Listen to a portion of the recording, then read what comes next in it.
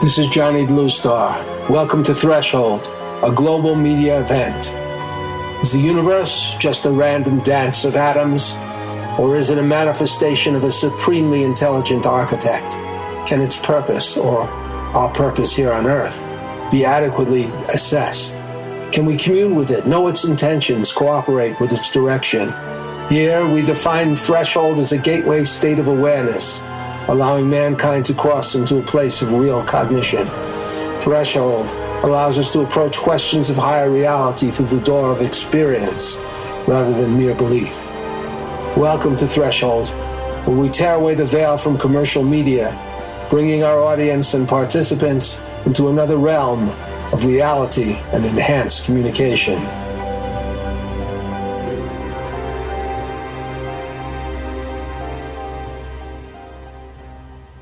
Michael Priv, it's really good to see you again, or at least to hear you anyway. Yeah, likewise. Absolutely. Same here, Johnny. Thank you very much for having me. Well, today, Michael, we're going to be discussing your next book. The Golden Fleece was really interesting to read. This one was extremely interesting to read, too, for a completely different reason. This book is called You Are a Psychic, the Healer'S Handbook. Right now, I think it's fair to say you're a practicing psychic who has written a book on psychic healing. Years ago, quite a few years ago, I think by now, you were in charge of translation for Scientology until you left under what I would say were rather extreme circumstances.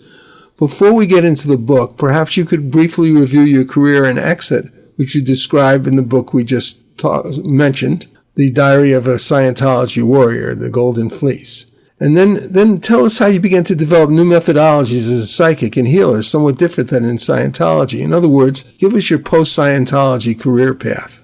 Oh, sure. Well, so Scientology takes you so far. There is so far that you can go in Scientology, which is quite far, but not far enough for me, obviously, but farther than probably most people realize. Scientology has a bad rap, and it's completely deservedly, as an organization, Scientology organization sucks. You know, let's face it, there are many reasons to say that and so forth, which are not important right now. But basically, yeah, there is a problem with Scientology. But as far as Scientology methodology and Scientology as a tool for spiritual enhancement, it's actually quite powerful. It's booby-trapped to a degree, but it can take you further than any psychoanalysis that I ever heard, but not as far as you could go on a good meditation regimen. Although Scientology can reach deeper to remove the barriers and remove the things preventing people from getting results with meditations. Right. But with that out of the way, you can get farther with meditations and so forth, much further than with Scientology. And also gains from Scientology tend to be temporary because, like I said, it's booby-trapped to not address the absolute rock bottom, cause of things. I don't want to get into that very deeply right now. Well, did you know that when you were practicing Scientology that there was other levels? No, of course I didn't. I was a Sea Org member. I was a member of the Sea organization, which is an extremely grueling, kind of serious paramilitary organization. And I was up on the very top at the INT base, at the headquarters of International Scientology International. So over there, we didn't have access to newspapers, internet, books, YouTube, libraries, or whatever. So there was nothing that I couldn't, there was no way for me to think anything kind of thing beyond Scientology. Sure. But the reason I left was not because I didn't consider it reaching far enough or deep enough, but because I was in complete disagreement with corruption and all kinds of crap that was going on in there right at the top. I could, if I was lower down, I could have thought that, somebody is, just going too far locally, and maybe the top management, international management doesn't know, or maybe there is some kind of coup attempt or some kind of corruption locally at the bottom somewhere. But no, I was at the very top, and corruption in there is at the very top. At the very top of the very top. Not it's just as high as you could get. Yeah, as high as you can get in Scientology, the emperor himself type thing. Well, okay, so you had to leave under extenuating circumstances. Just briefly describe that, and then tell us what happened next. Well, so finally, that kind of was boiling and boiling and boiling, and finally it blew up, and I left my post, which is, like I said, it is a military-style organization, and discipline is very harsh. And leaving your post is treason. So I was tried for treason. There is a special court that, you get if you do crimes, different crimes and so forth. It's called the Committee of Evidence. The Committee of Evidence found me guilty of treason, and I was sentenced to to Sea Org prison in Los Angeles. So I was shipped in there. It's called prison. It's called Rehabilitation Project Force, or the RPF, but basically it's prison. You're basically in prison. Right. So I spent a year in there, even like a little longer, like 13 months in that prison. And finally, I managed to escape dramatically and so forth. And with not a penny in my pocket and no belongings of any kind, nothing even at all. I managed to make my way from Los Angeles to San Francisco, where my parents lived. And I crashed on their sofa for a couple of weeks. And then I started a new life at the age of 45. Right. Must have been very challenging. Yeah, it was challenging. But you see, life in the Sea Org is also challenging. So in a way, it was much easier. I do know a little bit about it. Yes, having read your book, but also having read other books and talked to other people about Scientology, and it's quite remarkable that you got out and you started fresh. Yeah, exactly. So what were the next steps? How did you start to become interested in this level of psychic healing and research and so forth?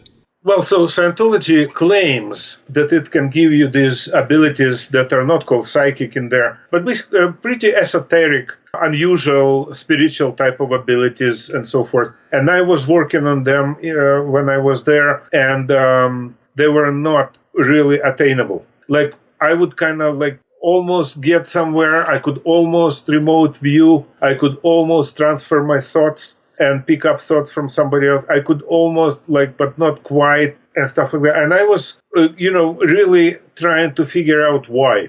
And I figured out why. I figured out that what the problem was. I figured out what the problem was. I mean, it was like a bit of a lengthy process, and I studied different other religions. I studied a total of 28. I studied these other religions and so on, just trying to somehow grasp what was formulating slowly in my mind. You see, the very reason, the way Scientology is booby-trapped not to let you achieve those abilities is what I was getting at. Through other religions, through other things, like something was holding me down, and I finally figured it out, and by trial and error, honestly, I didn't have to study most of the religions that I studied. Of course, there are some tremendously important ones, such as, for example, Buddhism, of course. Mm-hmm. But also there is, unexpectedly, there was a religion which I consider very important, which is called Tangriism, and which is still in existence, even in Mongolia and other parts of that part of the world. It's tremendously important. And then there is also for understanding of our spiritual origins and where we're going and where we come from. And another one that I found very remarkable was Manichaeism. That's dead now. It existed for about 1,000 years, since about the 2nd century AD to about the 12th century AD. It started in Persia, and it was the religion of light. That's Manichaeanism, right? Manichaeanism, yes. It's kind of hard to pronounce. I don't know how to pronounce it very well, but it is pretty interesting. It's very interesting. It's very interesting that they consider themselves light beings of light, and there is a background why they consider it. But anyway, so light was important, and in my healing methodology that I use, light is also very important. So, basically, all these different things, they kind of pointed me in the right direction. Tangriism is very important because it points the way up.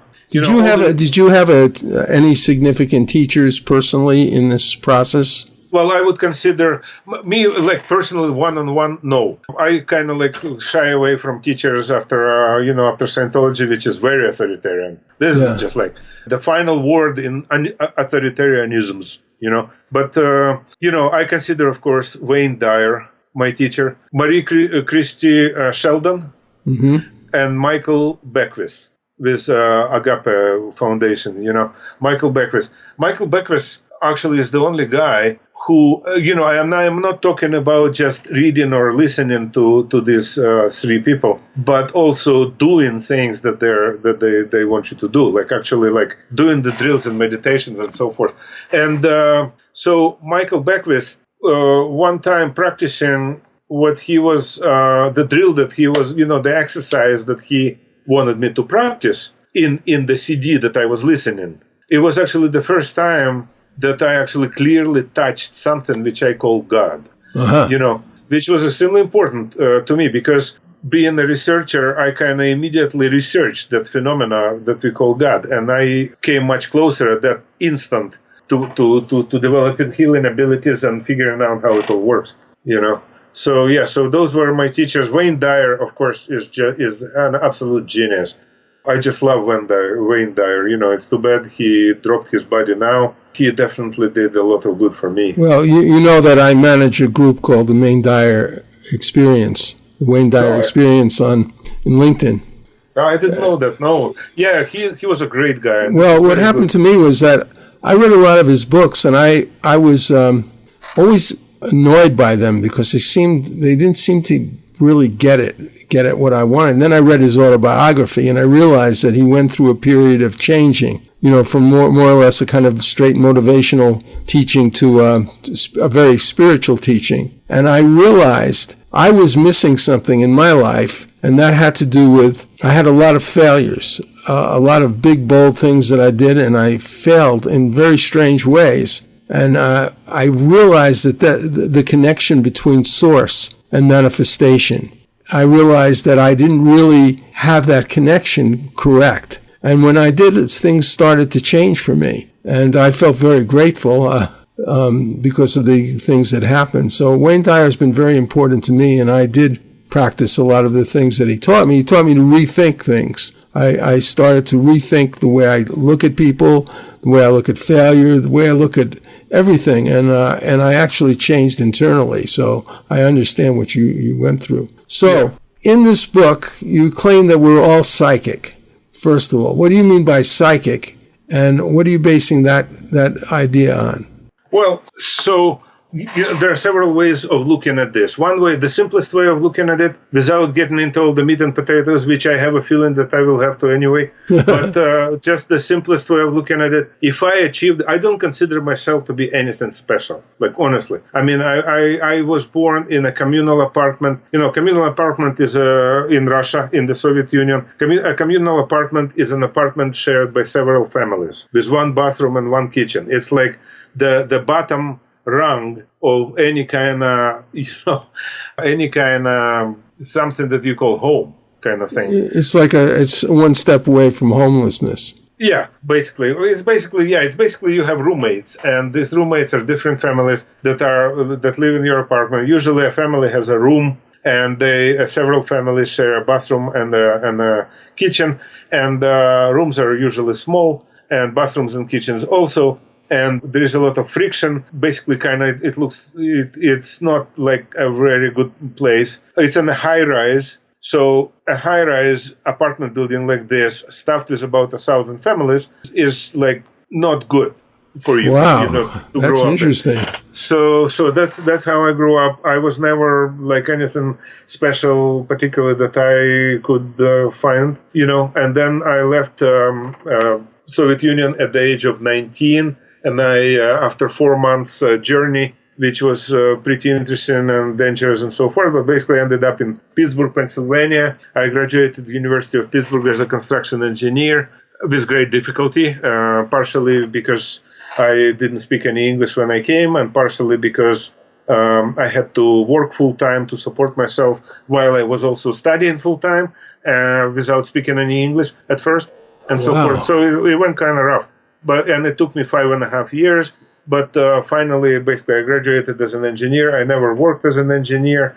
I found a job as a project manager for a construction company in Hayward, which is here in the Bay Area where I am now. And that's how I came from Pittsburgh to California. And in here, I found Scientology, and I started working for the church at first as a practitioner, kind of like a psychotherapist, which is called an auditor. In Scientology, I got trained, got educated in Dianetics, and started applying it to other people and so forth. And then I joined the C organization, and I was in the C organization for about 18 years. So, and then I escaped, and then I started from scratch. I was selling hot dogs in downtown San Francisco in the financial district for a while, and then I found a job as a construction estimator, and it started, picking up from there. I got married and so forth. So you didn't have a golden spoon in your mouth at all. No, and I didn't have any esoteric type of things. Not like I spent a year in Tibet contemplating things or anything like that. It was just like a mad rush all the time, and I didn't have any education particularly. I have a bachelor's degree. I graduated University of Pittsburgh. Okay, me and about 5 zillion other people. You know what I'm saying?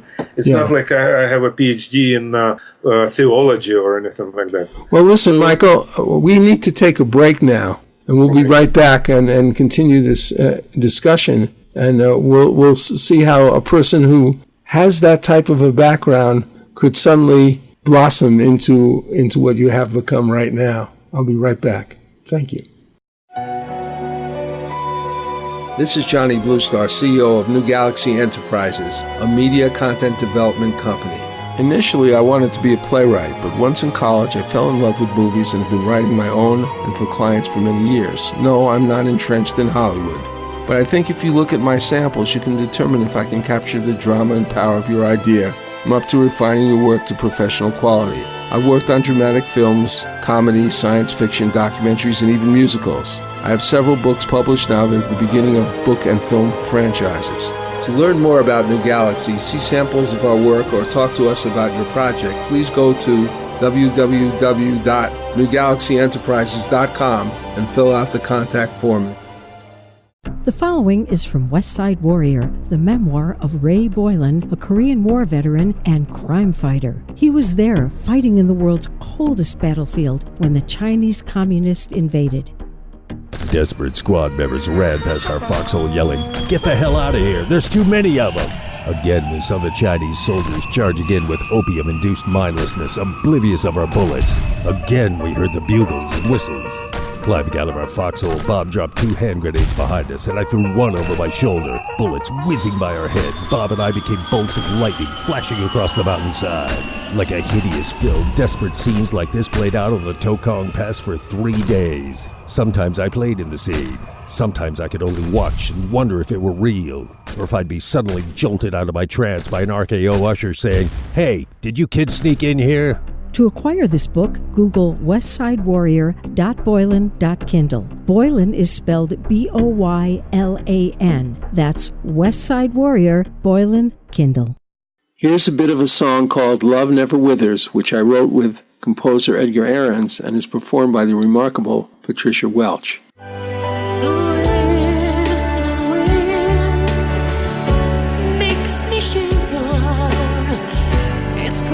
Shrieks make me cry.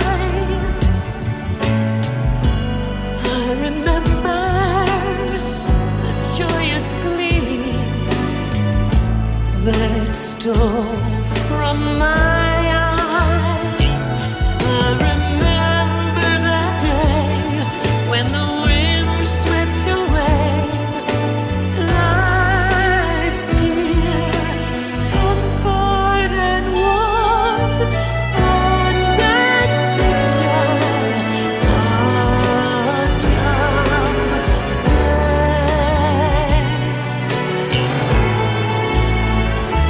People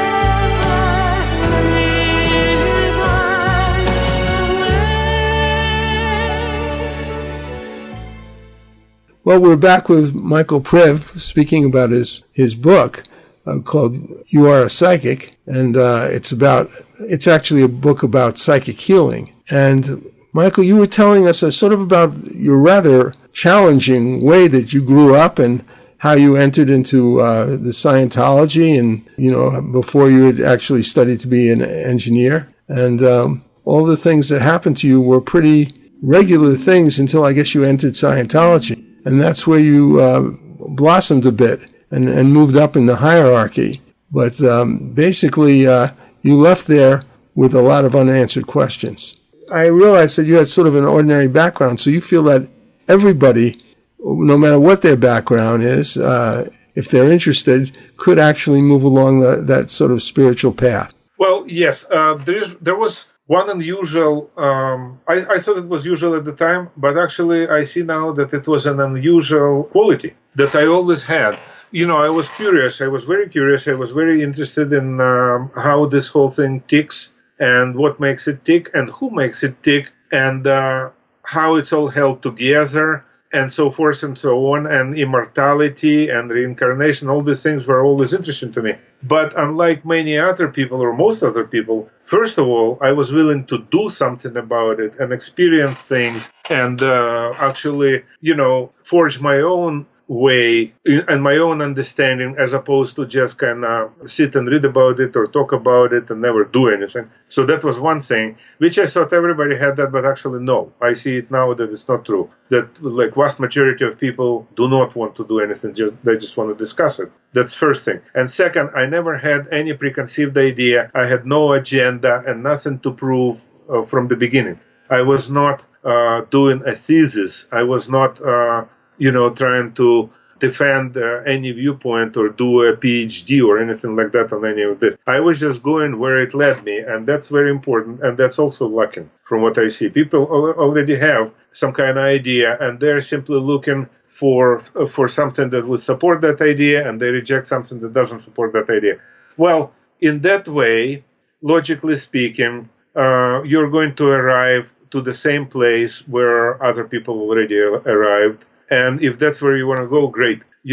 Let's say, for example, if somebody wants to think that they're a monkey and an animal and so forth, and they only live once, okay, good. What's important in life is money and material things and a lot of sex and stuff like that, and a lot of pleasures of different kind and so forth. Okay, good. Then what needs to happen then is to take a look where it actually leads. So that's most people. So let's see where it led them. And where it led them also takes some observation, some unflinching, confronting look at what's happening with people when they get older, at what's happening, how they live their lives and so forth. And one thing that comes up immediately is a huge amount of disappointment.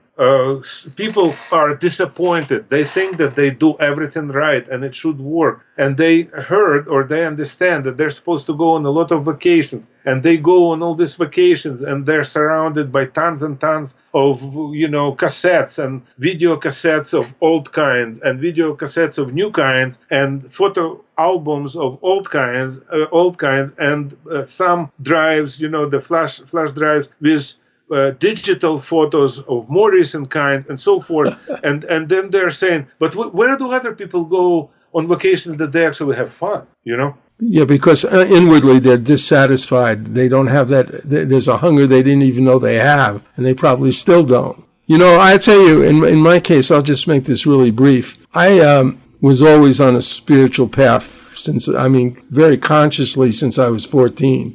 And I eventually evolved into this. I was eventually interested in sort of the Western intellectual tradition, although I had studied all kinds of other things. And I went to a school because I thought I could find, that philosophy was part of the answer.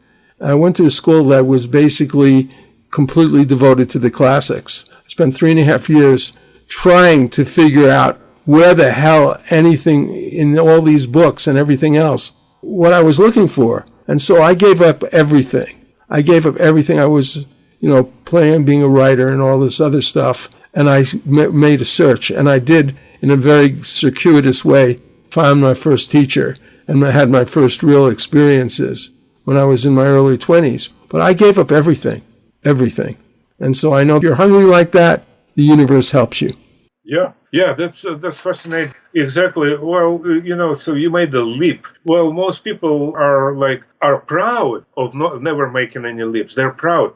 People are proudly say, I'm so down to earth, They're saying, I'm poking in the dirt. I'm like shoveling crap all my life, and I'm so proud of it. Isn't it great? Isn't it what we're all supposed to be doing, to be happy? I know. I mean, most of my relatives were like that. Most of the people I knew. Yeah. And even the people, eventually a bunch of my friends joined me. But even so, it's always been a kind of lonely, in other words, you have to find what you're looking for, not what other people are looking for. And Exactly. so you have to take those risks. Yes. Let me ask another question here. Okay, so we've established that there is something different about a person who's going to find some of these things because they have to have or somewhere develop a hunger for it. Is that correct? Yes, they have to develop a hunger, and they have to overcome a few barriers. Like one barrier is this addiction to authoritative teaching and thinking and instruction. Like, in other words, it's not a matter of Googling it. You can Google it and, so I want to be enlightened. Wayne Dyer, said it, just nailed it on the head. He said that enlightenment is being immersed in and surrounded by peace. And somebody, let's say, heard this and said, wow, immersed in and surrounded by peace. I want that. Okay, good. So how do I get there? And they Google it and they just do what anybody says and so forth, and they're not going to find it. They may find the little bits and pieces. They may live better than they did before, but I don't think they're going to find it by just Googling it. There's more involved. There are barriers that prevent them from doing that. And those barriers, one of them is this authoritative instruction. Okay, so, there is something that most important things, in my opinion, cannot be taught by authoritative instruction. It can only be taught by subjective reality experience, which is meditations. So now we get into the realm of meditations. Now, meditations are ancient. Wayne Dyer didn't invent meditations and so forth. And basically, you have to actually do them. Meditations like drills and any skills. In here, we are talking about spiritual abilities, which is basically skills. That they require drilling, they require exercise and practice makes it better and so forth. But so meditations have to be done. Meditations is not something that we talk about. Meditations have to be done. But then, so then you look up meditations and how to do them, and you get so much information. And about 99% of it is false. In my case, I did find two teachers over a period of 5 years. And it was very strange how I found them. But basically, their idea was that you do certain exercises, and there's sort of a progression of developing. I guess what you say is mindfulness in a certain way. But I also had an instinct for what I wanted to find, and I didn't find it in both these teachers. But it was progressive. It was helpful, and I did everything they said, but they never told me to do anything outside of these exercises. You know what I mean? There was never any kind of cultic, there wasn't any kind of cultic side to what I was taught anyway. Yeah. Well, so I guess what they didn't mention, because maybe it wasn't relevant to them personally, right? But there are these barriers. Like one of them is ability to do, or like proclivity, or basically habit of doing things rather than talking about them, and experiencing things and being able to discern right from wrong, good from bad, and figuring out which way is up, because it's necessarily known or clearly understood and so forth broadly.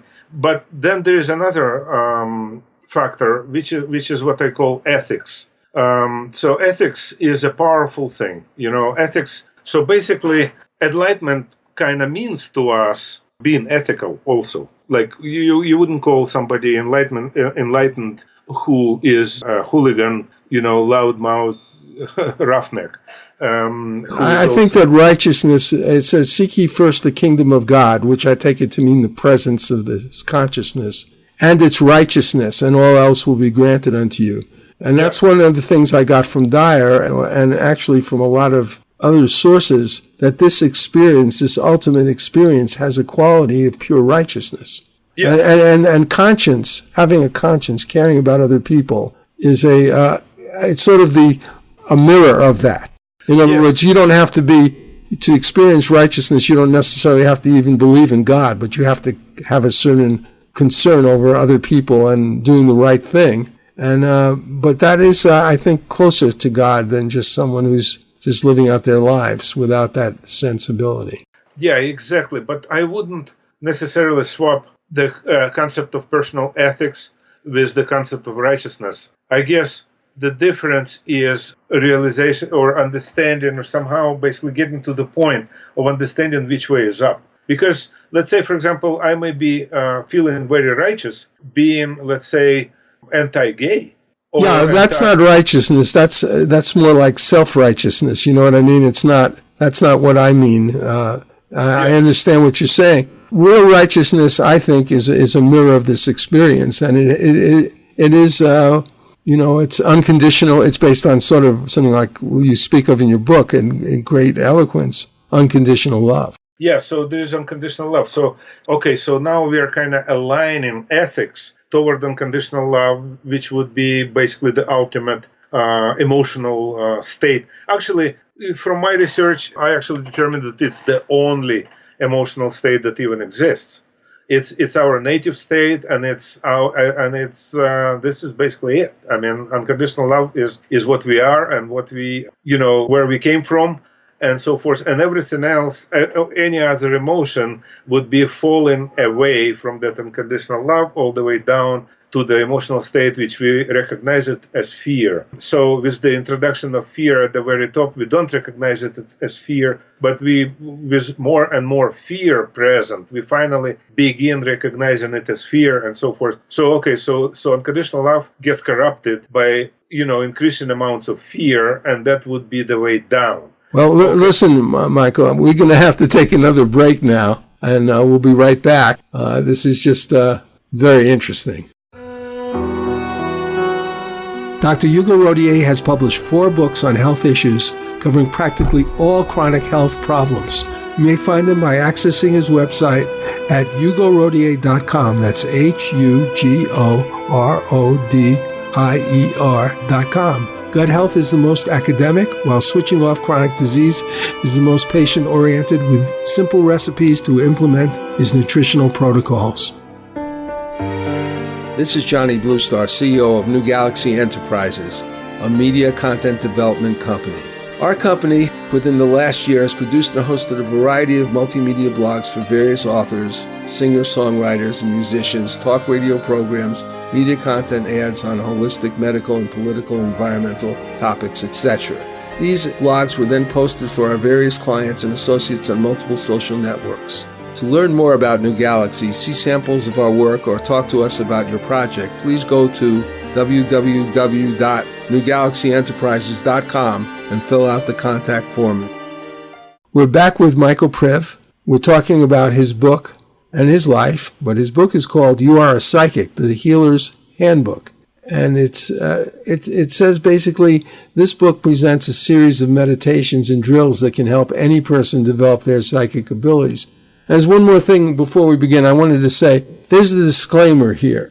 I want to co-opt this disclaimer for both of us in this program and also for your book. And you're talking about how the handbook is a tool of spiritual enhancement. It is intended for the development of spiritual skills and abilities. It is not intended as a substitute for medical help and does not advocate the abolishment of medical services. Any medical condition should be checked by a qualified medical doctor.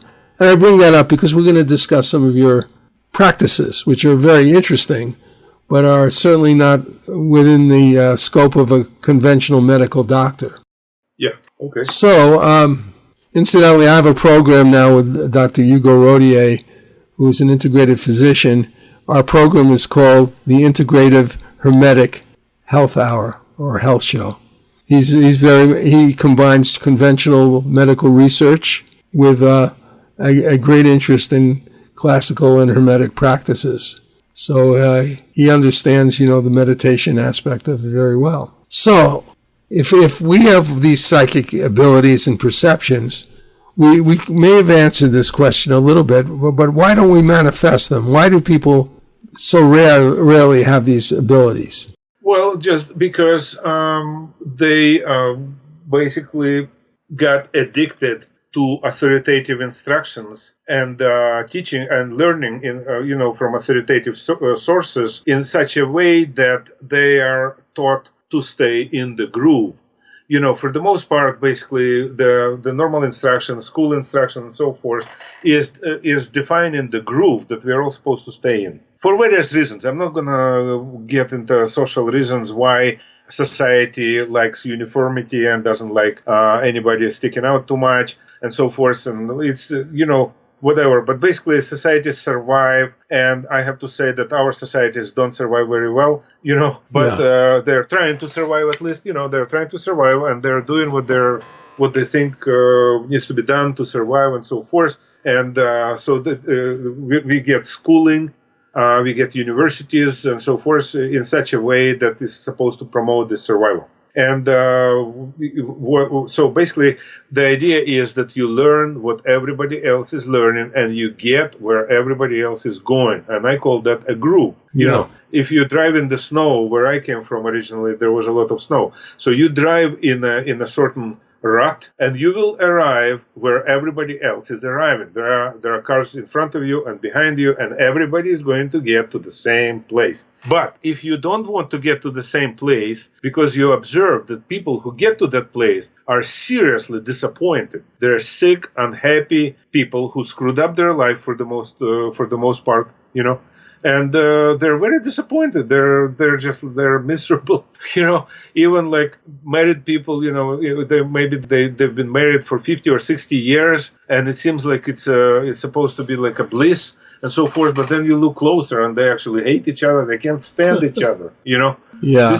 This is where they arrived. Their whole life is you start probing around. I was doing Dianetics, so I, worked with a lot of people for about 2,000 hours of therapy, Dianetic therapy that I administered to other people. So that being like a psychoanalysis, people open up and they tell you their things, and it's amazing what kind of crap people go through or get themselves into, and that's called normal. So. Yeah. Well, people are, in esoteric language, people are ordinary waking consciousness. People are really asleep because they don't experience this higher level. This is not part of their lives. When I was 14, I was brought up in Reform Judaism, and I had been bar mitzvahed with some problems because I didn't like a lot of what was going on.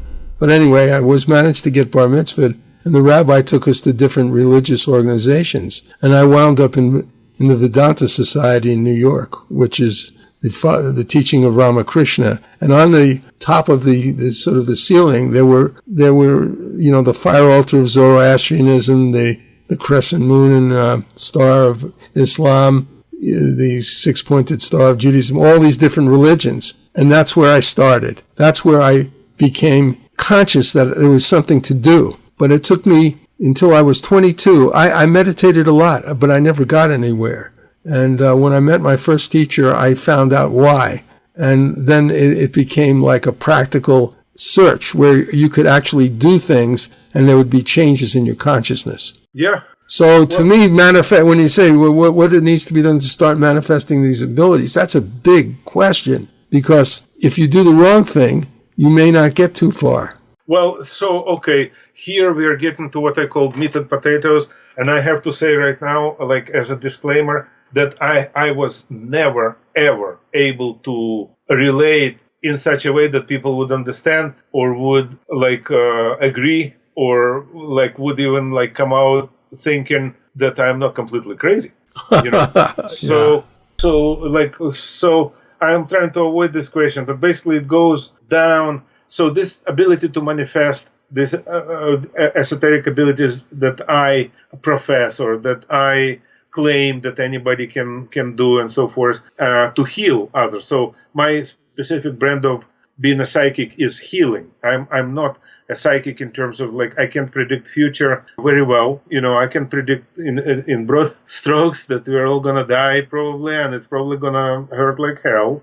But some of us are probably not gonna die, like for example Cher and also Willie Nelson. But the rest of us are actually going to probably die. That's pretty much as far as I can go on. Well, what about people like Saint Germain? Well, I mean, that was just a joke. I mean, I don't know. It's just not my brand of being a psychic. Okay. My brand of being a psychic is the ability to locate a spirit and that spirit's body anywhere on Earth, whether you know where or not, whether you know that person or not, where you ever communicated or not, it's like regardless, without any ifs or buts. Just locate anybody who needs help and then scan their body in several different ways to find what's wrong with them and then heal them. That's my specific, that's what I'm kind of aligning everything to.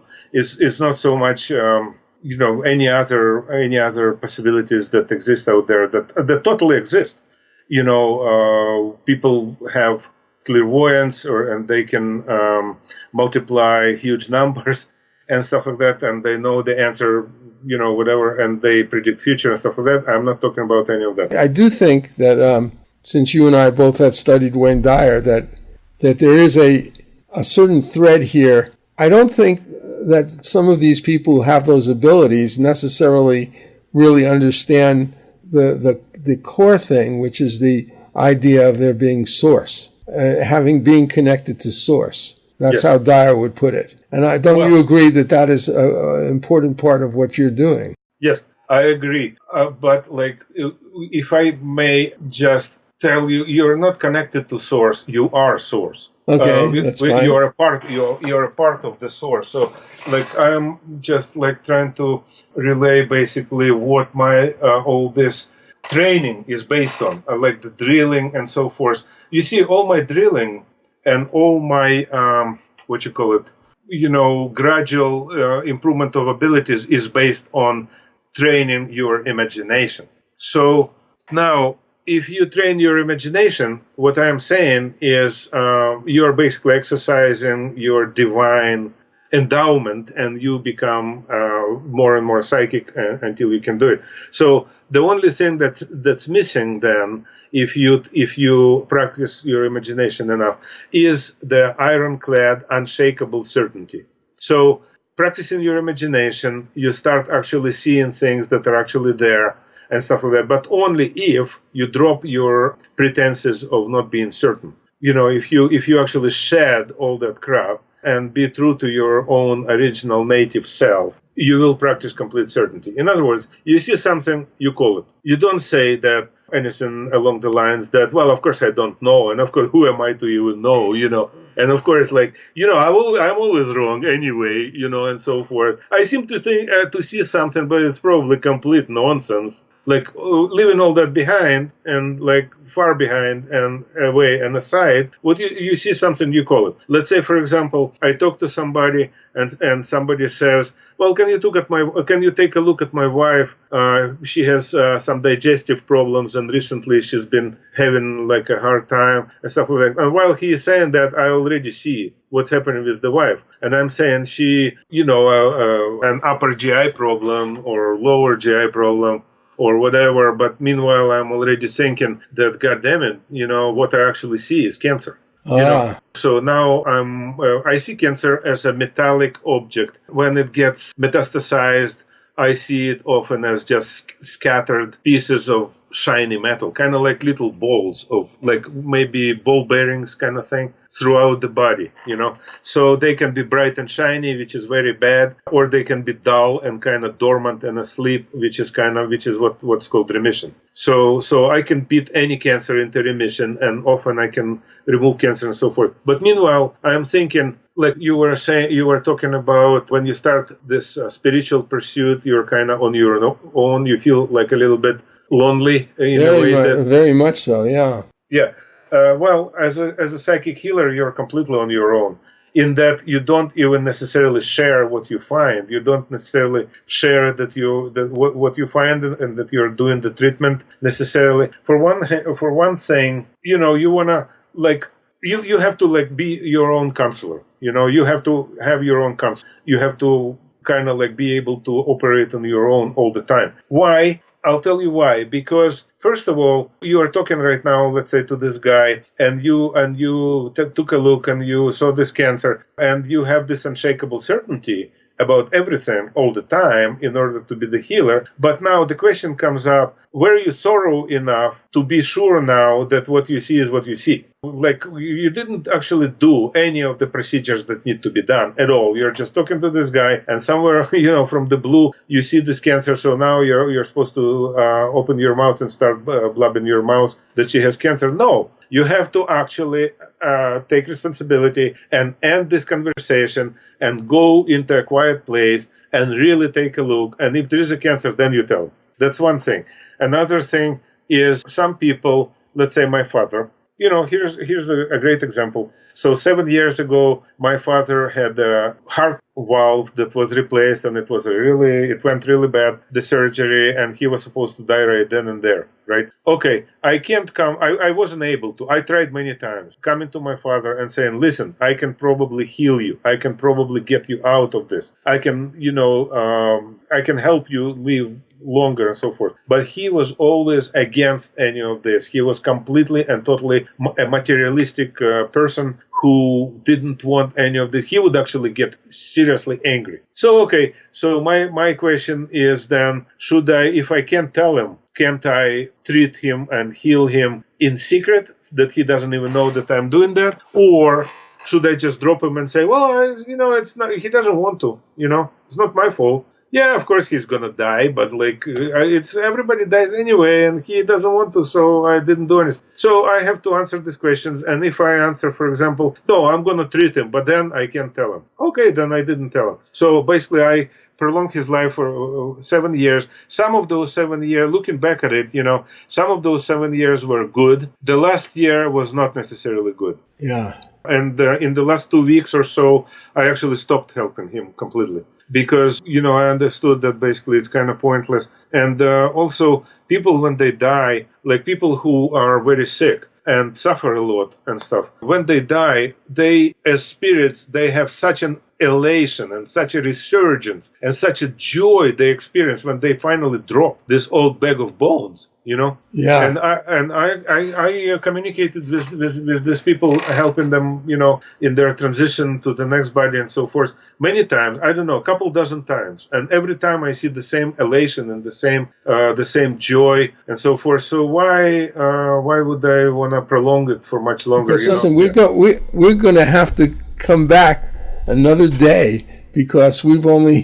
touched the surface of your book and what you do. So this is very exciting to me. Would that be possible? Yes, absolutely. Okay, so we're going to say goodbye now, and we'll be back very soon with another program. This is Johnny Bluestar, host of Inalienable and Free, the Voice of the Coalition, a program devoted to the development of the Coalition for Planetary Empowerment. The Coalition is a unique project designed to empower its members both individually and collectively. Besides individual empowerment, its broader focus is on the restoration, protection, and enhancement of citizen and human rights throughout the world through the aid of its members. As this project is centered in the United States, our first task is to create a website and social network infrastructure to promote collective efforts to take back our rightful control as citizens over our government as designed by our founding fathers. Although we must begin with the social network restricted to United States citizens, the organization will also host a global dialogue for the discussion of human rights by citizens of democratic nations throughout the world. If you're interested, please check us out in the GoFundMe.com website, entering in the search field the Coalition for Planetary Empowerment. That is, go to GoFundMe.com and enter in the search field the Coalition for Planetary Empowerment. This is Johnny Bluestar. We all live very closely or within ourselves to an immense journey of self-discovery and adventure. For humanity, both the wide expanse of stars and the infinitely wider space within ourselves beckon us to make that leap forward. Thank you for making Threshold Radio part of your journey. Be well and keep cosmic. We leave again with Patricia Welch singing her version of Unchained Melody.